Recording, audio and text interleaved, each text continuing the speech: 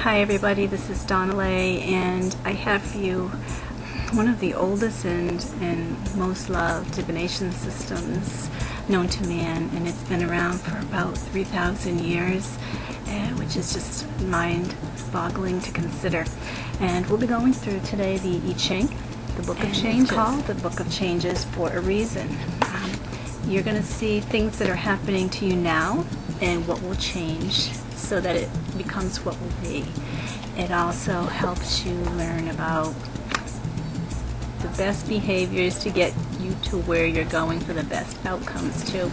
And while people have used everything from yarrow sticks to I Ching coins, which I have in this little bag, to other things, I'm going to help you access the hexagrams. You will need a book on I Ching. I'll let you know my favorites. This is my absolute #1 favorite right here, by Wilhelm and Venus, and this is considered by the experts to be the best book. And after trying many I Ching books, I probably have, I don't know, maybe 8 of them. There are many good ones, and I agree, this is the one I do keep coming back to. So the confusing thing for people is how to get the hexagrams and then how to use them. So I'll give you that today, and I'm not going to get into any theory or what things mean. Basically, I'm going to tell you how to get there. So the I Ching basically will give you one hexagram with some symbols on some of the lines, which are called changing lines. And this turns into 2 different hexagrams. It kind of splits. This turns into a primary and a secondary hexagram.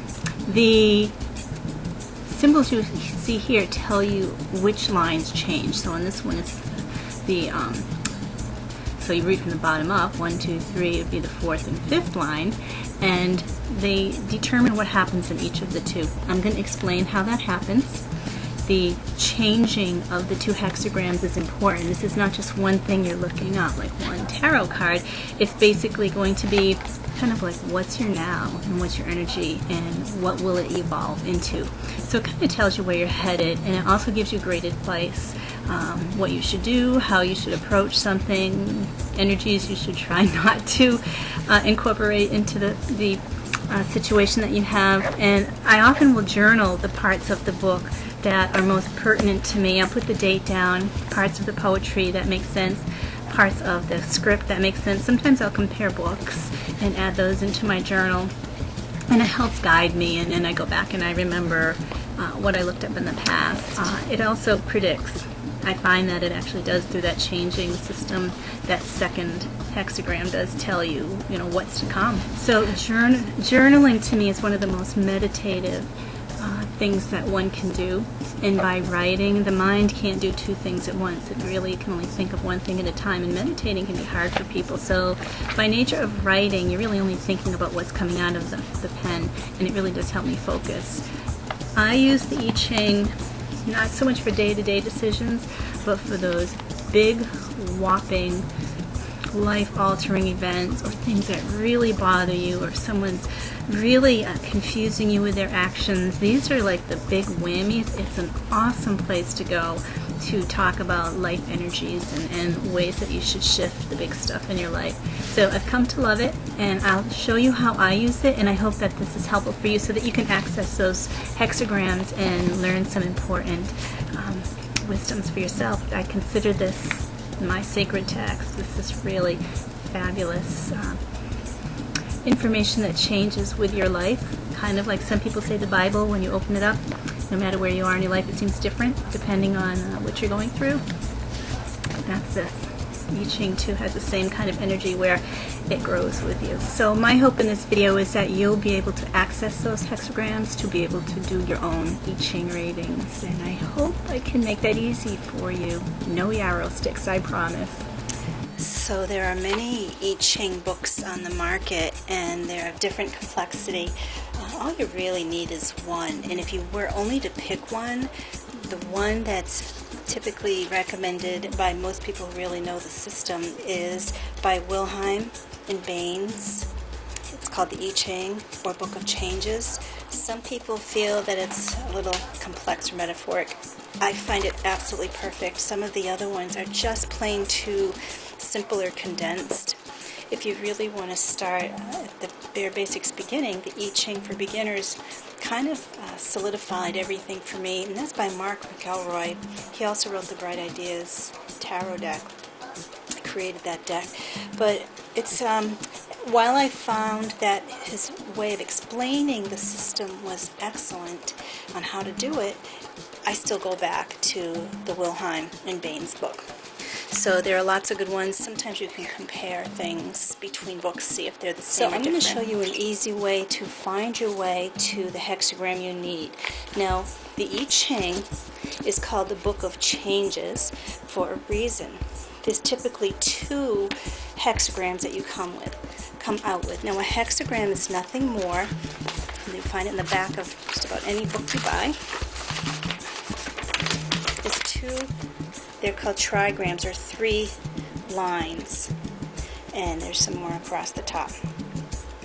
And what you want to do is find, when you get a hexagram, you want to be led to the right one. So for example, this one has 4 lines that are broken, and at the bottom there were 2 straight lines. So let's break down this hexagram. It just says 6 lines, and you always start from the bottom up. So you've got 2 straight lines and a broken line, and then 3 broken lines. Each of those is called a trigram, tri meaning 3, think of tricycle. And so this bottom trigram is simply 2 straight ones and a broken one. The top one is simply 3 broken ones. So what you want to do is match those up. So if the top ones are 3 broken ones and the bottom ones are 2 broken ones, you go to your chart in your book. So the bottom one, it'll tell you which is the upper and lower. Upper is almost always across the top, and lower is in the bottom. So the lower was, 2 solid ones with a broken one. That's this bottom one right here. And then the top one was 3 broken ones. So you just look across the top until you find what you need. There it is. Then you find their common denominator on the chart. So this 3 broken ones with this one right here would end up taking us to number 19 in the chart. Okay, so that's the hexagram that you would choose. So that's how you identify what page to look at. Now, each reading is usually made up of 2 hexagrams. It's called the Book of Changes for a reason. It's what changes in your life. So the first hexagram I read is more the now of what's happening, and then the second one is about what will change, what will be. So let's take a look at how we do that. Now, Stephen Karcher wrote a book where he talked about, there's many ways that people do it. Traditionally, people use a yarrow stick method, where there's multiple yarrow sticks and they're tossed many times. It's very complex, it's very time consuming. So people started doing something a little simpler called the coin toss method, and based on whether it's heads or tails and what combination they come in of heads or tails, each of those, when you throw it, each time creates 1 line in the hexagram. You throw it again, it creates the second. Even that is a bit complex for some people. We're going to make it even easier than that. Stephen Karcher talks in his book about a book of colored marbles instead, just using colored marbles. And that's a good idea, which was then trumped by an idea that Mark McElroy had. He said, hey, why don't you just use flashcards? Now, the thing that Stephen Karcher mentions is that the yarrow sticks is statistically the most accurate method. The way you throw them down has a certain statistical analysis that he says brings you to the best answers. The coins, although it's good, he says it's too balanced and it doesn't have the same asymmetry that the yarrow sticks does, and so statistically or mathematically it's not the same, and he feels it's not as accurate. So what they found is they broke it down mathematically, and here's what we're going to do to find the changing lines. So without even getting into how you do it with yarrow sticks or coins, basically here's what you do. You're going to take either postcards. I just could take index cards, and to make them smaller I just cut them in half. And then what you want to do on your index cards is the following. You will cut out 16 index cards. You'll make one of the index cards the line with the X, 3 will be the line with the 0, 5 of the cards will just have a straight line, and 7 will have a broken line. So to prepare it, you just go like this. One card will have that. That one's done. Then you make 3. So I'm just simply making 3 of the same diagram. And now that one's done. Now you make 5 straight lines.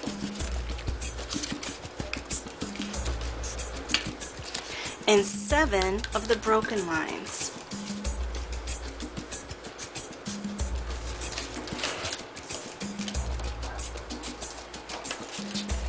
You could also use a Sharpie pen if you wanted and just draw on the discs if you wanted to. And they don't have to be circular, they can be square, but I just happen to like the circle. And I did the same thing. I just took these numbers and I made 1 with an X, 3 with the crisscross, and did the same thing.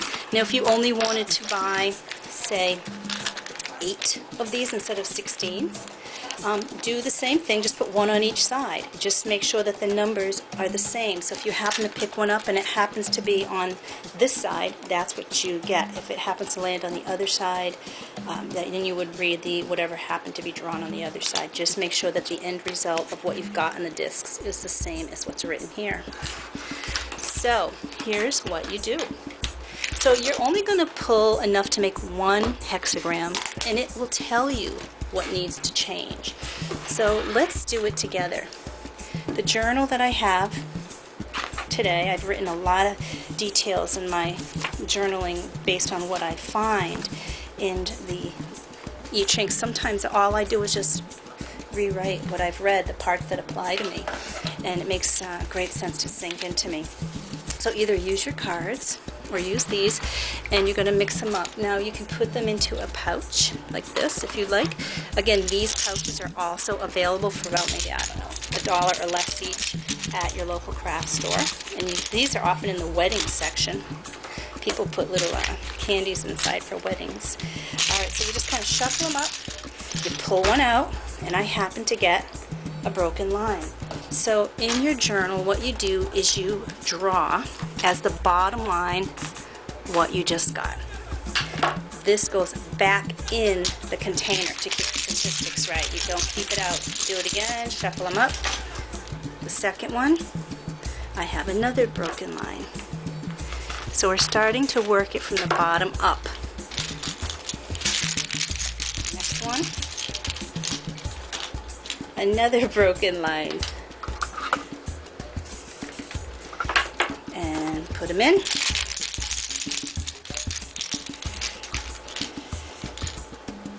I have a line with a circle in the middle. Put it back in. I have a line with the X in the middle. And one more. I have a straight line.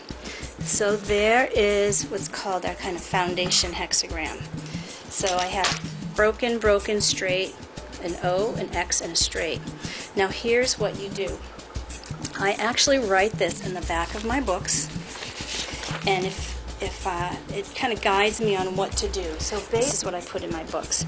If you ever get a line with a circle like we did here, this line changes to this in the first hexagram.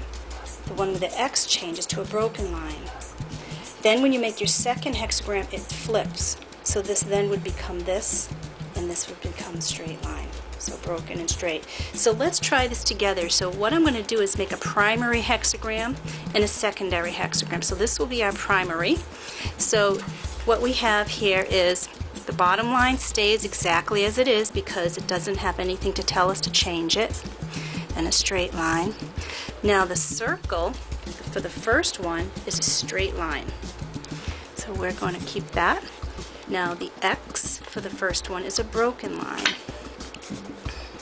And then the top one stays straight. So this is our primary.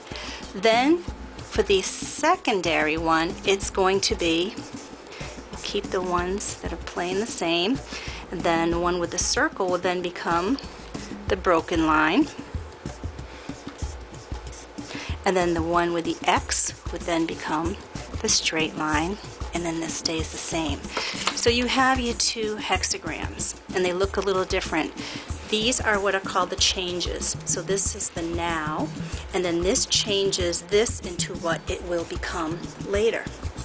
So let's take a look at what we have here. So if we look at our hexagram, we have at the bottom two broken and a straight. At the top we have the broken one sandwiched in the middle. So you get your I Ching book. Let's look at the bottom. So we have two broken and a straight at the bottom, two broken and a straight at the top. So let's see, two broken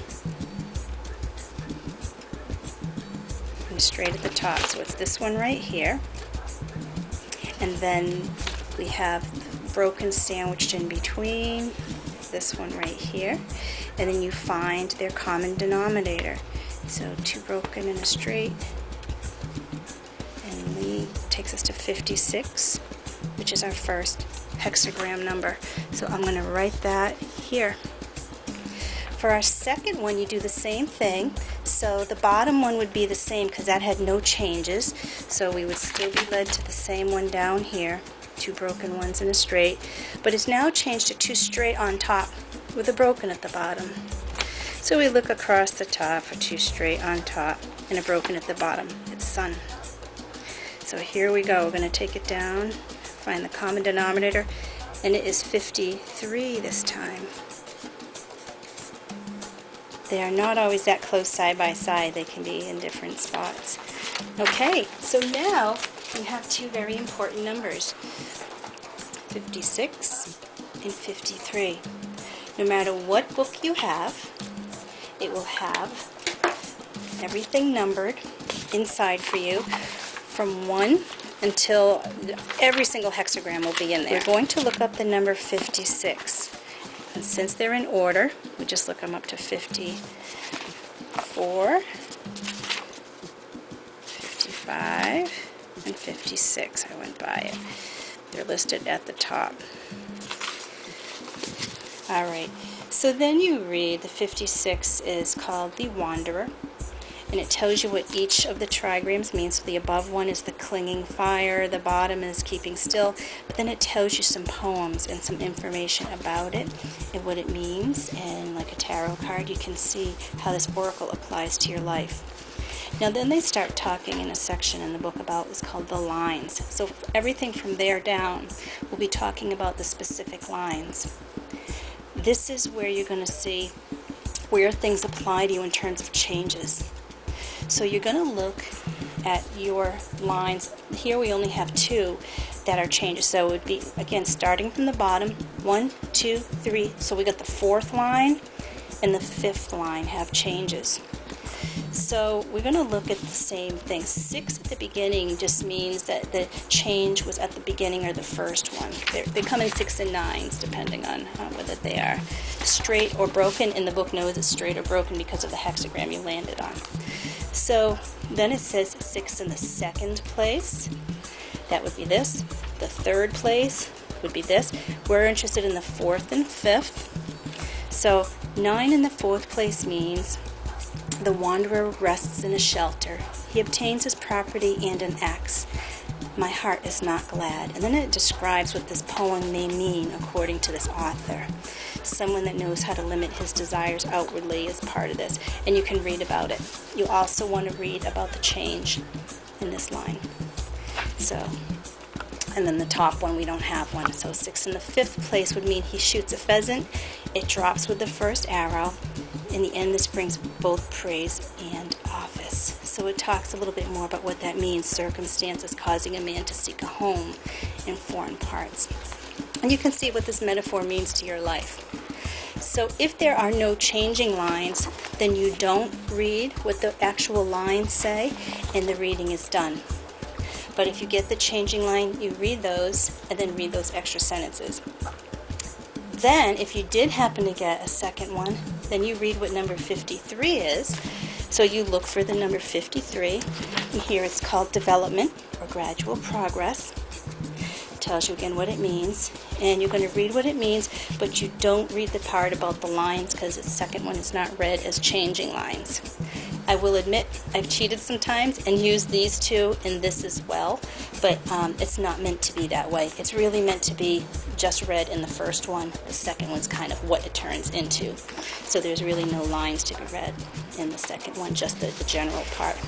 So that's the I Ching, and what I will often do is I'll get my journal out and I will start writing about what parts of it apply to me, what I think it means to me, and I'll date it because it will often tell me what will culminate in a situation, or it will give me advice on whether I should go forth with something, hold back with something. It'll explain why, and it's been very helpful to me.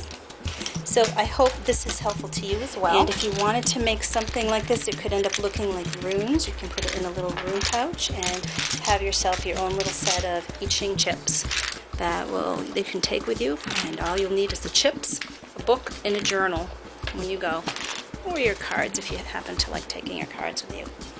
So that's my system, and I hope that breaks it down a little bit and makes it easier for you. Give it a try.